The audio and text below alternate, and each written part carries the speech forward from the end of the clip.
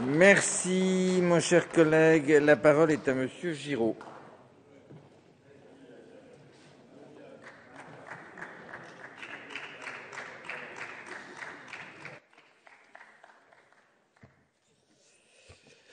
Monsieur le Président, Madame la Ministre, Monsieur le rapporteur, chers collègues députés, après un examen en commission qui l'a considérablement fortifié, car la ministre a écouté et entendu les parlementaires et j'allais dire que vraiment elle a joué le jeu du travail en commission. Alors, ce qui a dû suffisamment d'ailleurs déstabiliser Monsieur Fasquelle pour qu'aujourd'hui il n'y retrouve plus ses petits, ce qui a aussi visiblement déstabilisé notre cher collègue Abad, puisque je lui rappellerai que la ministre n'a jamais été auditionnée sur le sujet des auto-entrepreneurs en commission des affaires économiques et qu'elle n'a jamais dit autre chose que de vouloir réconcilier auto-entrepreneurs et artisans. Donc je prends acte du fait que nous n'avons pas dû assister aux mêmes réunions de commission. Après cet examen en commission, le projet de loi dont nous allons débattre a réussi à trouver un bon équilibre entre des impératifs qui pouvaient s'entrechoquer. Madame la ministre, depuis sa présentation en août 2013, le chemin ne fut pas de tout repos. Il a fallu gravir quelques cols, quelquefois enneigés, mais aujourd'hui, après les étapes de montagne de la concertation avec tous les acteurs socioprofessionnels concernés, vous nous proposez un texte courageux et innovant. Il s'inscrit dans la continuité de votre action et de l'action du gouvernement pour la croissance et l'emploi dans le commerce, l'artisanat et les très petites entreprises. Il rassemble en effet les mesures législatives prévues par votre pacte pour l'artisanat de janvier 2013 et votre plan d'action pour le commerce et les commerçants de juin 2013. Ces actions contrastent d'ailleurs singulièrement avec les 10 dernières années, messieurs et mesdames les députés.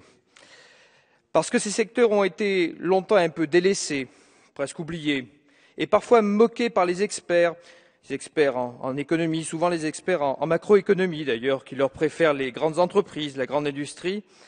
Nombre de nos élites s'y intéressent peu, car ils n'ont pas connu ce parcours.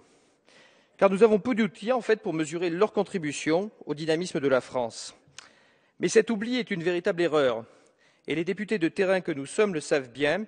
Ils apportent non seulement de l'emploi local, puisqu'ils sont par nature indélocalisables, mais aussi un puissant facteur de cohésion sociale dans nos villes comme dans les territoires ruraux. Aujourd'hui, alors qu'elles ont subi souvent plus durement la crise, que leur trésorerie est souvent exsangue et que l'accès au crédit est aléatoire, l'affaissement structurel qui touche nos TPE témoigne de la faute de l'abandon. Ces TPE, de l'artisanat, du commerce, des services ou de la petite industrie constituent pourtant indéniablement le socle entrepreneurial qui apporte la vitalité à notre pays. Ces TPE, c'est 25% de notre produit intérieur brut, c'est 7 millions de salariés et plus de 3 millions d'entreprises. Madame la ministre, vous avez régulièrement dit que ces TPE doivent devenir une priorité, et vous avez raison. Elles doivent être mises à la place qui est la leur, à la place qui leur revient. Que seraient nos territoires ruraux sans ces milliers de TPE qui les font vivre? Votre projet de loi vise à favoriser leur développement sans rien sacrifier à l'existence de justice et de protection des consommateurs. Je partage entièrement cette perspective. D'ailleurs, mais vous le savez bien, ne comptez pas sur un député radical de gauche pour s'opposer à la liberté d'entreprendre ou à la simplification des procédures pour créer son activité. Ne comptez pas non plus sur un député radical de gauche pour s'opposer à l'équité entre les différents régimes sociaux et fiscaux pour des entrepreneurs qui ont la même activité.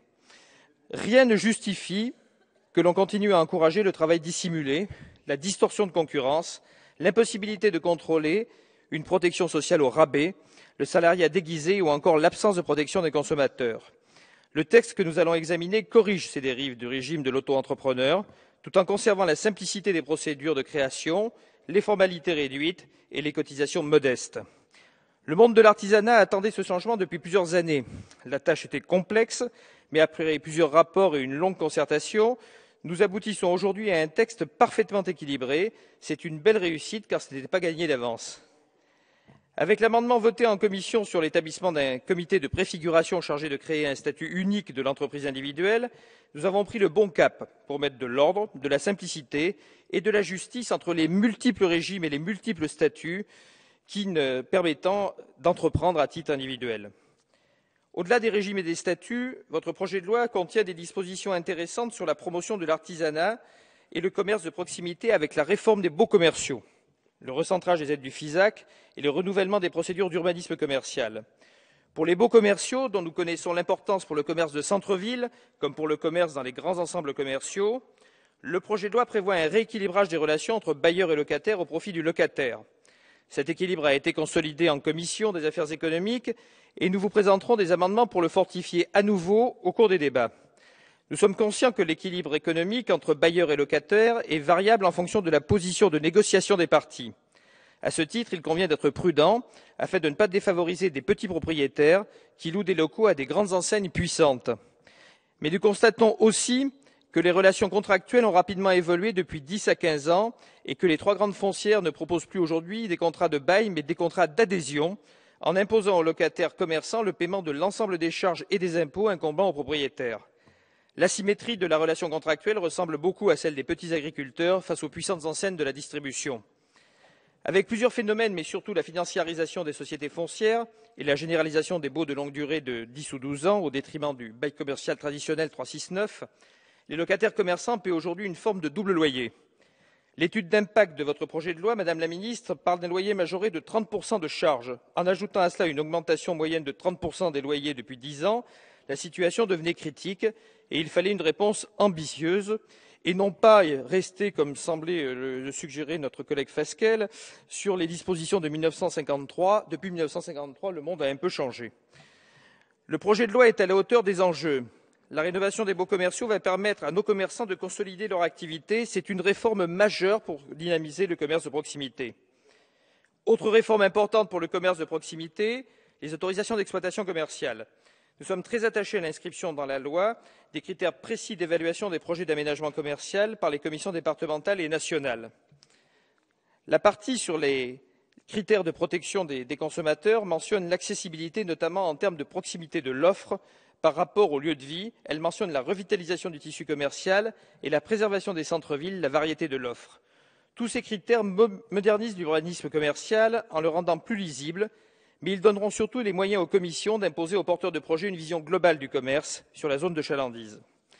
Pour la revitalisation des centres-bourgs, c'est une vraie belle avancée que nous attendions depuis longtemps pour inverser la tendance à la désertification.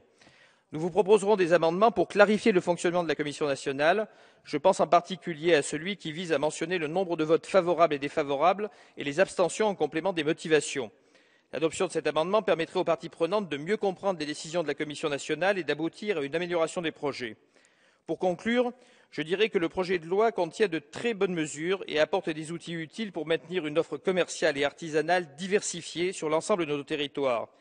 Certaines de ces mesures sont très attendues et méritent d'être adoptées en urgence afin de remettre dans le bon sens le tissu économique de notre pays. Dans ces conditions, vous ne vous étonnerez pas, Madame la Ministre, si je vous dis dès à présent que nous ne mégoterons ni ne négocierons notre soutien sans faille afin de redonner du souffle à ces millions d'acteurs économiques au cœur des défis que vous nous proposez de relever avec courage.